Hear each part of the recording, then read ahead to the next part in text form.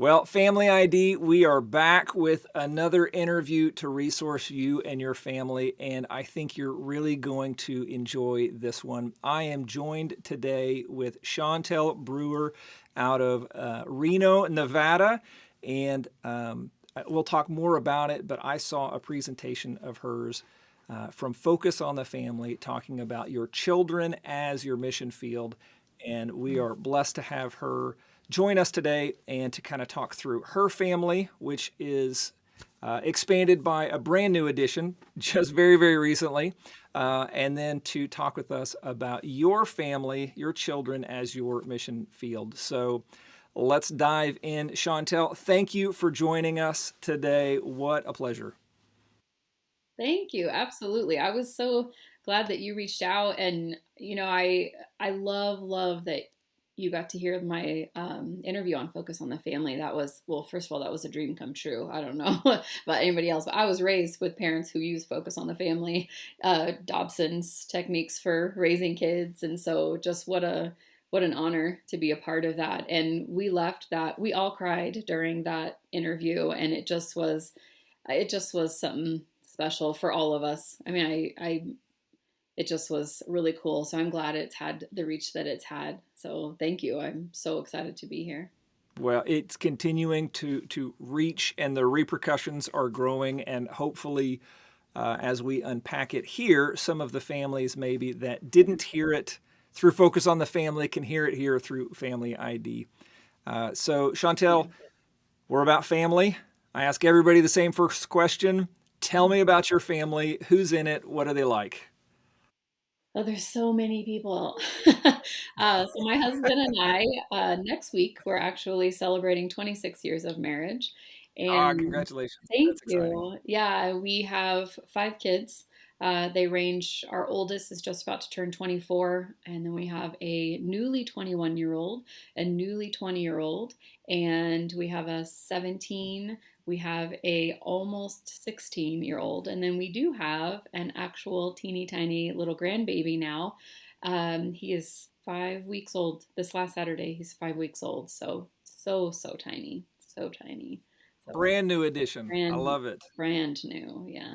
Yeah. I am not, but I've heard there's nothing quite as wonderful as being a grandparent, Well, right? it's pretty cool because all the things I don't feel like doing, I just don't do it. I just do that. And I get on all the snuggles and all the happy things, and so it's been fun. And they live with us, and so my daughter and her son, they live with us, and so it's just been a totally different. We're in the weirdest season, man. Teenagers at home.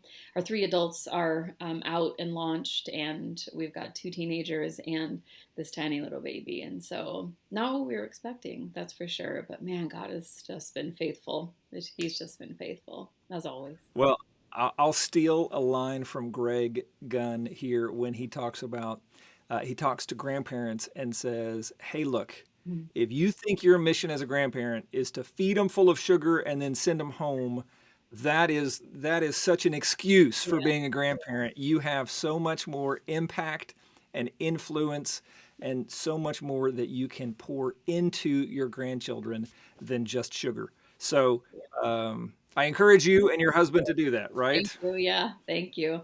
And yeah, my prayer so far, as soon as we found out that he was coming, our prayer was that he'd have a fantastic laugh. So I cannot wait to hear that. And that he would just be so joyful, just so filled with joy that it rolls out onto everybody. So Oh, that's he's exciting. just got to be, right? Yeah. Speak it into existence. So tell Mhm. me what the Brewer family is all about. You, your husband, your five kids. What are you guys about? You know, I could probably sum it up with just by saying tacos, but that would be my explanation. Who isn't about tacos? I don't trust people that don't like tacos. I'm just kidding. It's fine. But we are just I think probably our most focused word or the most specific word is just intentional. There's nothing that we do that is arbitrary. I don't have time for that. I mean, there's so many ways that we can just get busy And I feel like pretty early on, God really spoke to us and really just showed us, I think, by looking at the examples around us, how fried everybody was by keeping up with what we're supposed to be doing. And I know for myself, and even watching in my husband's life, he's a fire captain here in the city of Reno. And so he is busy. And, and I knew that I was called to ministry, and I knew that I was called to minister to women and moms and even youth. And so, some people, God just gives them one little niche, but I haven't been able to separate mine. And so I'm like, Lord, how am I supposed to do all this stuff? And he really helped us to see what our priorities were supposed to be and the order of priorities that we were supposed to have. Hmm. And so I Hmm. think that really helped, that we asked, Lord, show us our priorities. But then, Right. a lot of people don't do that, or they don't think to do that. And he was really faithful to answer. And as things have come up where, we're not really sure if, okay, should I write this book? Should I go back to work? Should I, fill in the blank, whatever it is, we can align it to those priorities. And if it fits with those priorities, then we can trust that, that God is saying, yeah, go ahead and do that. And if it doesn't, then it's a clear no. And sometimes there is more prayer to it. If we think it's going to be a yes, there's other factors, but that's our very first plumb line. So I just think that being intentional with our time, when we started, when as our kids started getting older, we started realizing, gosh, there are a lot of people who influence our kids or have the opportunity to influence our kids. And at first, I think it made me a little bit fearful. And I think our tendency, more so maybe as moms, our tendency is to be like, oh, we're not going to hang out with them. But that's not what I felt like God was calling us to. And so I wanted a little bit more. Um, I wanted more opportunities for my kids to be in ministry with us. I didn't want to just go do ministry. And so one way that we did that for just forever is through tacos. We had people over for Taco Tuesday, and it was anyone that we started seeing that would have an influence on our kids, whether it's their teacher, their coach, their youth leaders, people from our church that they hang out with, or we want them to hang out with. Their friends, anyone who's dated our kids should have been to at least one Taco Tuesday at our house, at least, but probably more. And it's just our way of, kind of, it's giving back to our community in so many ways. Plus, it's tacos. Who's mad about that? And then, no one. And then it's a way for, if there's, that's kind of like the baseline ministry. We're Hmm. feeding Hmm. people and we're just coming together and showing them what community could look like. But God has just used that in some crazy major ministry ways. We've just been able to have a say in people's lives. We're going to a wedding in a couple weeks from a girl who was a big part of our Taco Tuesdays when she was younger in high school, and now she's getting married and going to be a mama and a stepmama. And so just like some really cool things to watch, people that we got to just do life with over a simple meal, one of the cheapest meals, the simplest meals, and just watch how God uses that to create community, kind of a ripple effect of confidence, just because we were willing to open our house every now and then. So tacos and intentionality. That's what I'm. So it really is about tacos then. It really It is. really Yeah, is I wasn't about just saying tacos. that. Well, what a great open door opportunity, because I imagine that gives you the opportunity for somebody to come into the house who has never, and you can minister to them. Maybe they've never seen community before, or maybe there's a spiritual conversation that they're not used to, Yeah, and they're hanging out on the sidelines, and then they eventually engage. yeah. Um, And I'm going to sometimes talk. it's more like they show up at our door and they've just been waiting for they've just been waiting for someone to look them in the face, these teenagers who are sometimes we've never even met before. And it's just us saying, hey, come and sit down. Did you get Mhm. food? And we're sitting out back by our fireplace or something. And I mean, we have had kids, specifically teenage boys. It's kind of funny, just the approach. It tends to be teenage boys, just they see someone is willing to listen, and it's just like, oh, I've had all of this stuff that I've needed to get out, and they just needed somebody to hear them. And we've had just all kinds of people here, but a lot of times the adults they're so shocked that we really just have dinner. They're all, really, you guys, it's just tacos? You guys just have tacos? We're like, yeah. And then they leave and they say, can I come back? Because they really came with their kid to make sure we weren't crazy inviting them over or something like that. And I'm like, yeah, come on over. So sometimes it's whole families that just need, well, I think that God uses that as he uses our home as kind of like a model, and not as Hmm. in a model as in we have it all figured out. I mean, my kids get rude and I tell them to shush, and or give them a little pluck upside the back of their head, or something as they're walking by, or we're like, hey, get up, everyone's helping clean up, what are you doing sitting there, laziness, just those things that you would just say in your regular home, just in your regular family unit. And they don't know that they can say things like that, or they don't know that they can reach their kids or interact with their kids, or even actually sit and have a meal and a conversation at the same time, because there's no phones out while we're having tacos. So they don't want them out. We Well, didn't even make a rule. They just don't engage with them.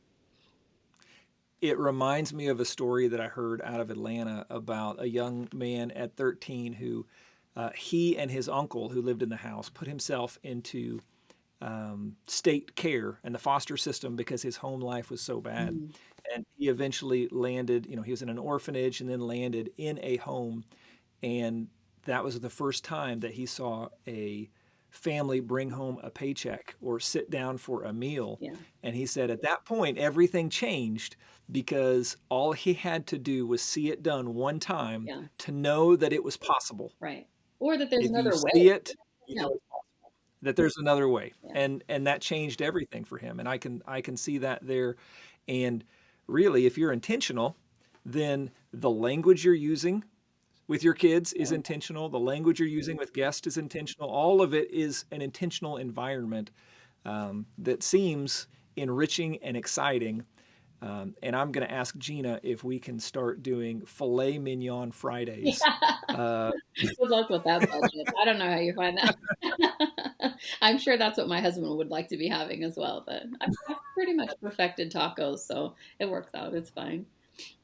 well, and another thing you were talking about first, you are the picture of a family ID family if intentionality is your focus, because that's what we preach and push and try to get everybody to understand.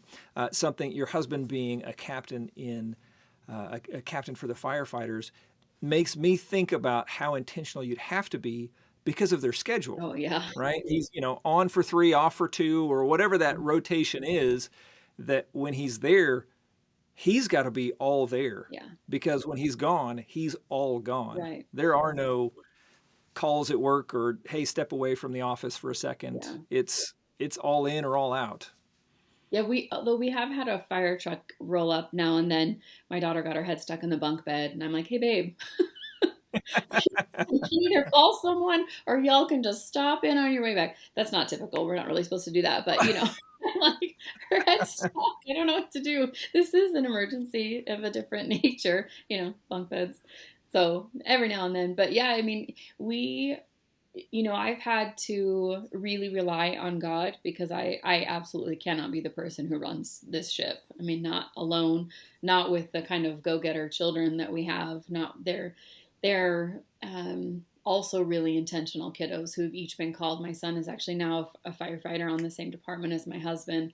We've got my oldest daughter's opening a salon, and running the music at this bar. And I mean, just her plate is so full, but her heart is always like, I want people just to come in and have a place to be. I want to, her heart, everything that she does is like all this ministry. She's like, I just want a place where Mhm. people can come and get their hair done, and it's not weird, and they can still be themselves, and it's not so Hollywood, and that isn't about changing everything. They can just still be themselves, and just her pouring into them. And then just each of them has this like great big, what I feel when I look at them, I'm kind of biased, but when I look at them, this great big call and this anointing on them. And it's just in these different ways, these different avenues, because of their different personalities. And so watching them as adults, well, for a while I thought, wow, I'll just still kind of parent them from afar, or I won't be quite as involved, or I'm going to have some freed up space in my life because there's not 5 kids living here. But those are lies. They're here every time I'm cooking dinner. I'm like, why are you here? You don't you don't live here. But we love them coming by, and they just always seem to know when I'm making dinner, though. It's They know the schedule. they really Well, do. it's free food, but I bet I'd be willing to guess it's not for the food, it's Yeah. because they want to be there. It's Yeah. a place where their identity is grounded, they're encouraged and built up, and Yeah. who wouldn't want to hang out in a Yeah. place like that? Yeah. And I think that's people are always asking me when uh, I can't even think of how they phrase the question, but it's when did you start like really getting your kids ready to launch, or is it their senior year? And I'm all, bro, we started this when they were in preschool. Like, I'm raising my kids to be people who go out and not only know how to do things but are also contributing to the world that's around them. My husband has this unbelievable work ethic, and my kids all have that. And people ask, how did you guys teach that? And I see a lot of parents modeling it, but we didn't teach that once they got a job. We taught that because their chore was to put away the dishes when they were 4. And so, that's your job that's part of what it means to be in this community, this brewer community. And so your job right now is to take out the trash or clean up dog poop or, whatever it is. And so we're going to do that actually eh, with excellence. That's how we're going to do it. We're not going to shirk on our duties. And that's when it starts, those little single digit years. That's right. I mean, excellence in everything is one of the England core values.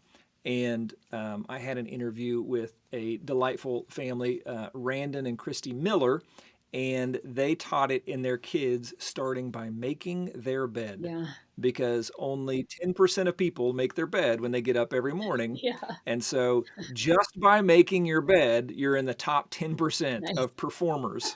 Step one, it's that simple. It's that Yeah. simple. Yeah. That's fun. Okay, so that leads to the perfect transition. Besides Taco Tuesdays and incredible intentionality, you have this passion for, or what I heard was passion come out in that message of teaching your children as your mission field. Yeah. So tell me about that. How did that come about? Why are you passionate about it? Expand. I think a lot of it sort of layered on. God sort of layered it on in different ways over the years.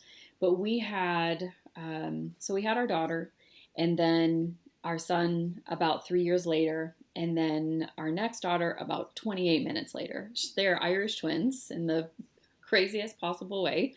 And so I went from 2 kids to 3 kids with my husband working 3 jobs so that I could stay home with them. And Mhm. so he was working 7 days a week. Sometimes he'd work 2 jobs in a day and 17-hour days. I mean, just a lot. And, some of it was our own natural consequences of like how we had set ourselves up financially or not set ourselves up financially, that we needed him to work that much. And so as we became more mature in all of that, we were able to put right priorities right. And until then, we kind of had to muddy our way through what we had chosen for ourselves. And I think with that, feeling the tension of wanting to be a certain type of family, and really having family dinners and being available for our kids and all of that, we had set ourselves up that he wasn't able to do that, and neither of us liked that. He was like, I'm not seeing any of this, and I was feeling Mhm. like, oh my gosh, this is all I'm seeing.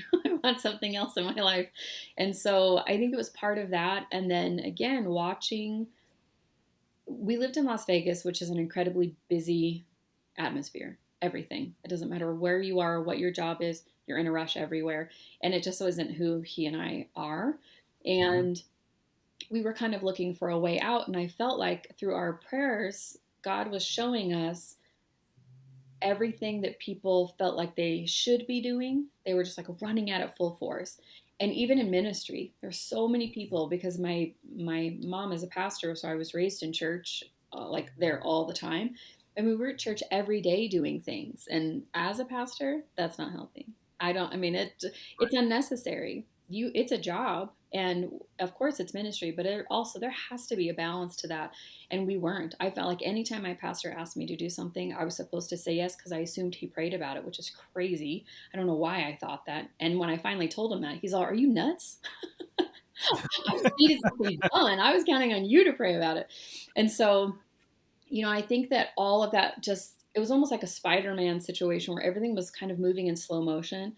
And I Hmm. genuinely remember thinking, I'm either going to have a nervous breakdown for this schedule that we're keeping, or we're going to have to change something. And so, so many miraculous things and God speaking to us, we ended up moving up north to Reno and just doing almost like a reset on our lives and deciding. And we got super protective. We went from owning a home to living in an apartment.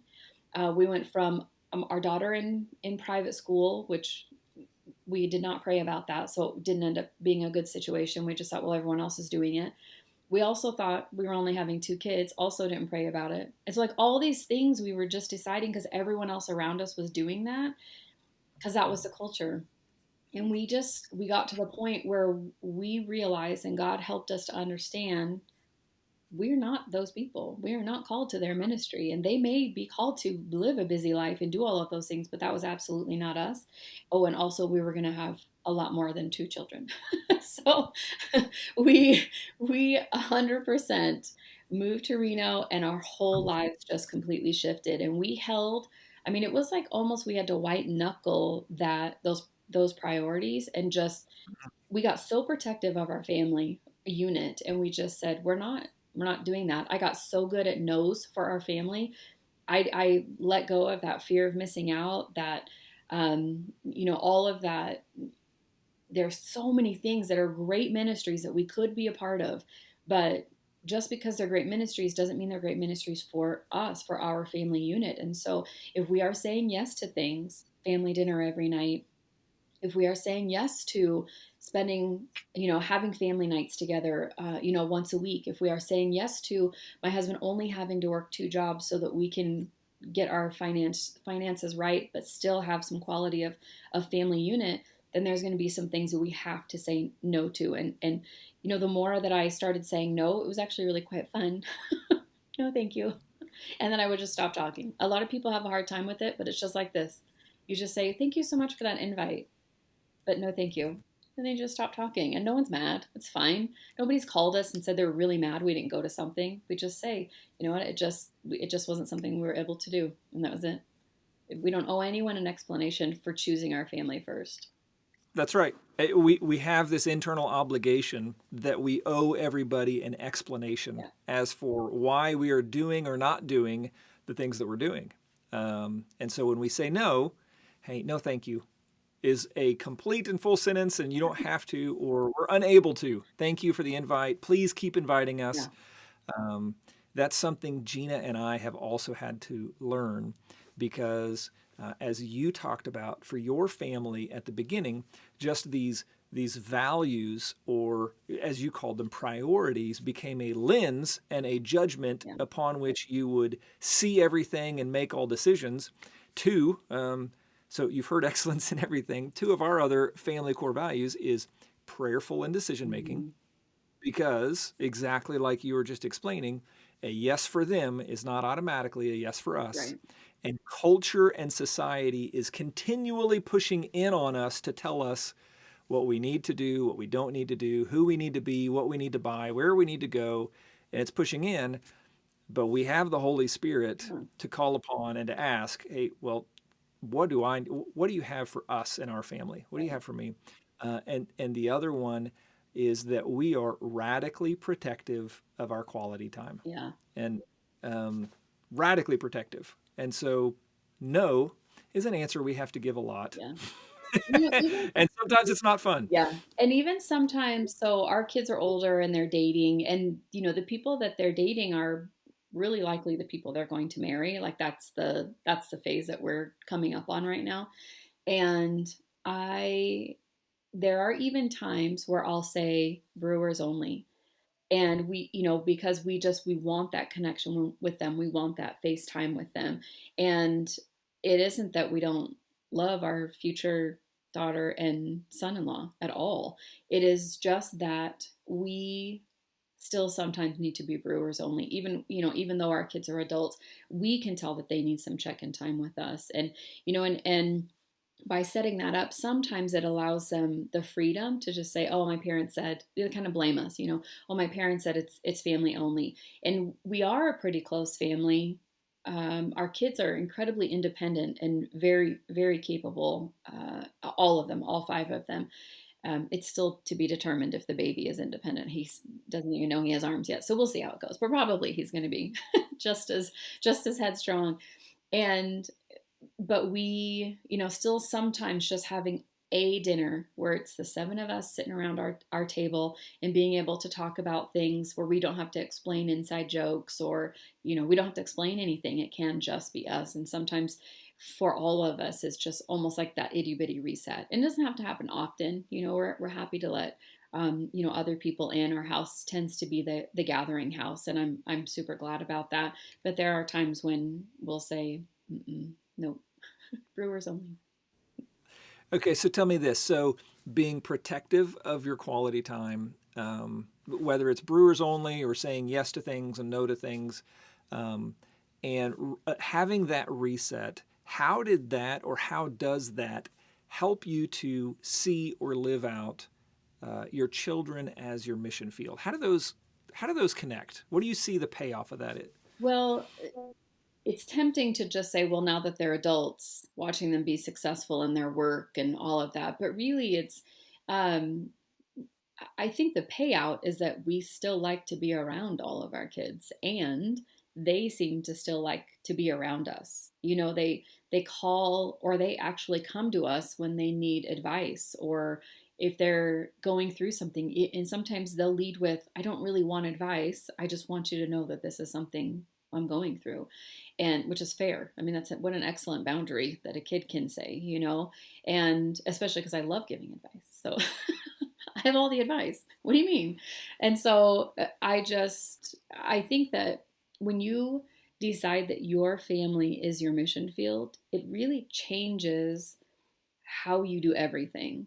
It makes it a lot easier for you to say no to those things. It makes it a lot easier for you to um, remember and put first what the whole point is. The whole point is that our kids are drawn to God. I mean, that's my whole point of being a parent. That's my number one goal, is that my kids have a relationship with God. They each get to walk their own life, their own walk with God. They each get to decide how they live that out, where they live that out. There's no requirement. And now that our kids are a certain age, there's no requirement what church they go to, as long as they are going to church on Sundays. And youth group is a non-negotiable for us. Everything else is pretty much negotiable. We can have a conversation about it. But and then watching our adults take that into the world and be the kind of people where they are great servants. They do think about other people first. But that, again, that started when they were super young. And I think that it makes us, like, every year, it makes us want to be so concentrated in our efforts to make sure that they are taking taking that light of Jesus with them everywhere that they go.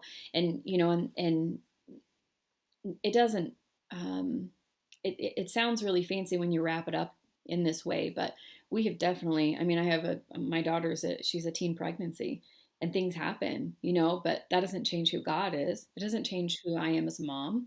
And it doesn't change the it doesn't change the call that God has on her boyfriend, or her baby.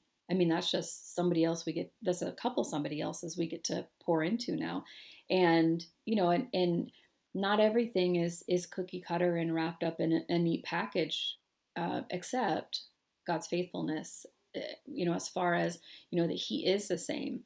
We've had we've had super highs, we've had super valleys, we've had times where it feels like, are we are we losing our touch? Should we still keep doing this? And it's been tempting to think, well, we have these these three adults who just seem to be being really successful, and just living lives that are affecting people in a positive way and drawing people to God. And it would be tempting to think, okay, well, our kids are, almost 16 now and 17 now. They're just about finished. And so do we really need to keep sticking with these last couple of years? And that's definitely crossed both of our minds. My husband's like, do we still need to keep enforcing this? I'm like, yeah. Yeah, I think we do, with phones or whatever the house rules are. Are we still praying at night before bed? Things like that. And it's like, yeah, man, let's not drop the ball when we're so close to finishing well. And because we've seen the payout, because we want these two, the last two that are here, we want them to have the same kind of relationship with us. We want them to be drawn back to godly advice and drawn back to that safe space, and just to the, humility sometimes coming and saying, hey, I screwed up and I don't really know where to go from here. We want them to continue having that space. So we need to keep being those parents, that mission field. I imagine finishing strong would be important. And I'm sure going from five in the house to now with two in the house, Mhm.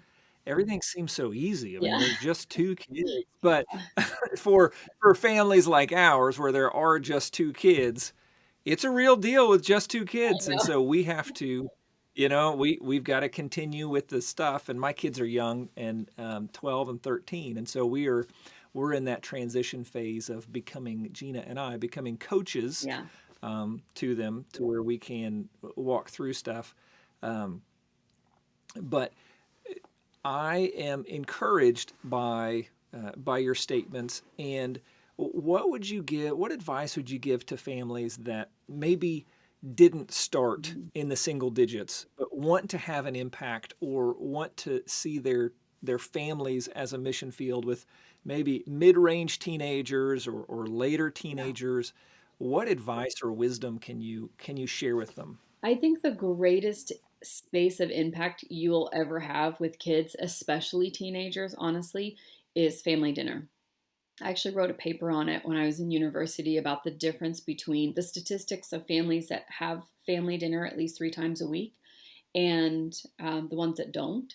And the things, it, it sounds so dramatic every time I say it, but prison, kids ending up in prison is a genuine statistic based off of if they've had dinner with their family regularly, which sounds insane, but there's no one checking in on them. They're just free to raise themselves and do whatever they want. And as an educator for 20 something years, I can tell you that if parents don't care about something, the kids don't care about it. If the parents don't care if the kids are showing up to school, the kids aren't going to care about that. That's not innate in kids. If the parents don't care how their grades are, the kids aren't going to care about that turning in their work. They genuinely just need someone to be checking in and saying, hey, how is this going? And making that dinner. We try to do dinner, or a meal. It doesn't have to be dinner, but an actual meal where we're sitting around the table, no TV on, we don't do screens at the table, and having an actual, just having conversations. And that can be really, it can be something that's completely foreign to families. And so I really recommend, there's a few different games that you can just purchase to have on the table, like, I don't know, scruples or something like that. But they've got all these cards, all these questions that you can ask. We just created our own and we put them on our table in our little candy dish. And if the conversation, or if we feel like it, we'll just pull out a card and it says things like, "Would you rather have penguin arms or duck feet?" And it's like the stupidest conversation. Who even cares? But first of all, teenagers always want to answer questions about themselves, and we get to understand, we get to practice what it means to have conversation. And so you start off in those little things, and then because you've modeled what it means to have a conversation with an adult, then when they actually do have to ask a question, they know how to do it, and they know, oh, you know what, we're actually a family that talks about stuff, even if it's nonsensical, and it can be things like, what do you want to be when you grow up? And then the follow-up question would be, what do you think you need to do in order to get there? Like, what's something, does that take a college degree? And are you thinking about college? What a fantastic follow-up. And now you're talking to your kid about something that does actually matter. But that family dinner or breakfast or whatever it was, is so important, and I've known it was so important, just for our entire parenting. And so it is something that my husband and I, we battle for it. That's something that we will battle for. And it doesn't mean that we're the only ones there. There can be other people at the table, and I cannot tell you how many times kids will walk away and they're like, man, your family's so weird. We never talk when we eat. Or, we just come home when we eat, or we never sit together. They think that's weird. I'm like, oh, stick around. You've seen nothing yet. You'll see. But you know what? It what it does is it actually reminds my kids and it reinforces my kids. It isn't just me saying, hey, I love you, or hey, I care about you. It's me engaging in conversation that matters to them. And it's opening up an avenue of conversation, so that if something gets hard, they know that they can actually come and talk to me. When my daughter found out that she was pregnant, she waited a little while, but her and her boyfriend came to us and they talked to our faces. It wasn't a, hey, let's go handle this ourselves, or they didn't go to somebody in another family. They didn't go to somebody at church. They've got youth leaders that are amazing. They didn't go to any of them. And I feel like I was so grateful that we have had the kind of conversation and the kind of relationship where they knew that they could come. They were still scared. That's kind of a big deal. But they knew that they would be able to come and have a conversation with us. And it was one of the hardest but most precious nights for our family, because it just reiterated, gosh, what we're doing makes a difference. It doesn't make it all perfect, but it's making a difference. And that my girl knew that she would be supported by coming and talking to us. So, yeah, that's the payoff. Well, it's evident, right? It's evident, and I feel like a bunch of cliches here because I'm saying all the stuff that we say at Family ID. But one of the things that we constantly say is that teenagers, specifically, they don't rebel against authority; Mm. they rebel against lack of relationship. Oh, yeah. And so when that relationship's there, they can have open and honest conversations.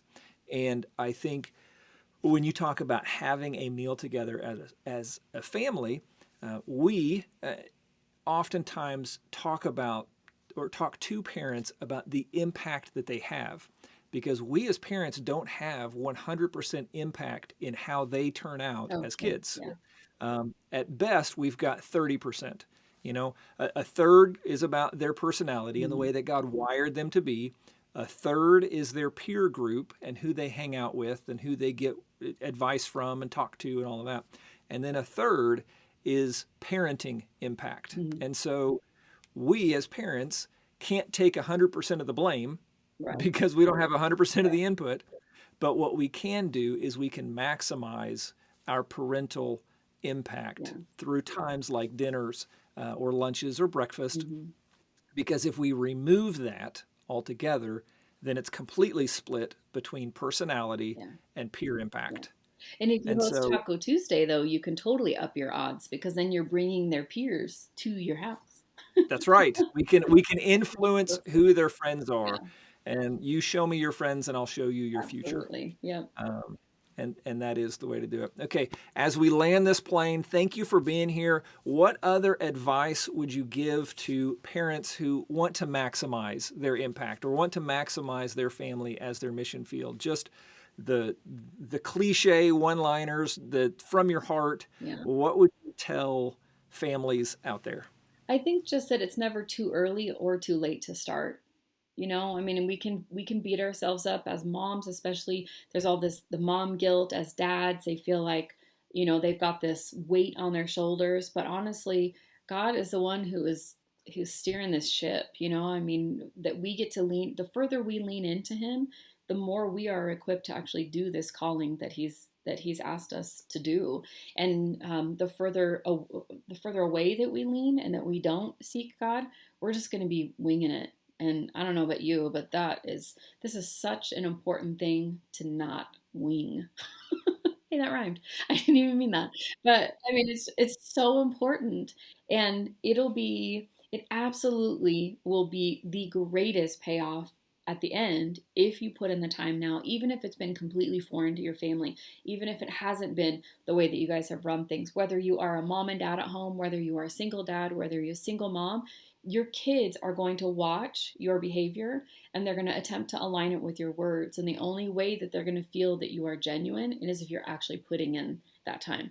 If they see you putting in that time, whether it's going on dates with them.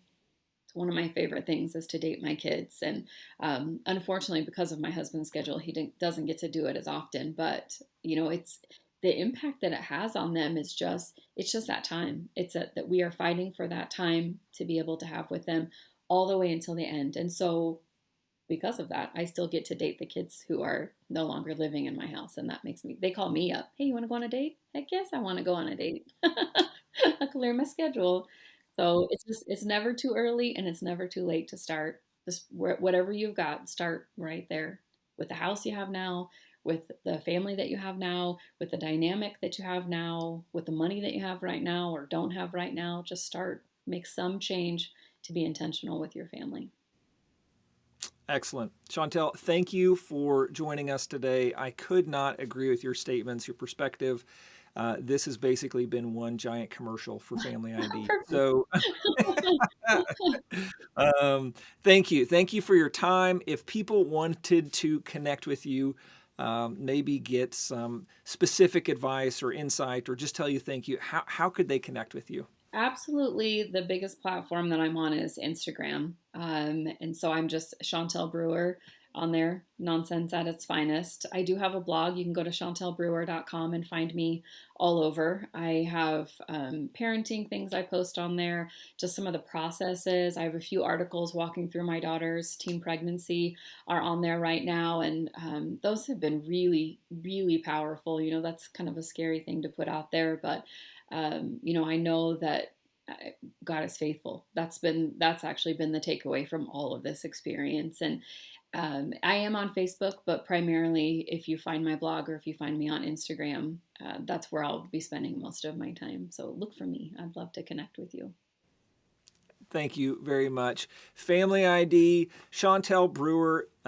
Remember, it's never too early and it's never too late to begin with what you have. Thank you for being here today. I pray that each family, you guys have gleaned some wisdom, pulled out some one-liners, and that you start your own Taco Tuesday for your family to open the door for conversations. Shontell, thank you. We'll talk to everybody next time. Yeah, thank you so much.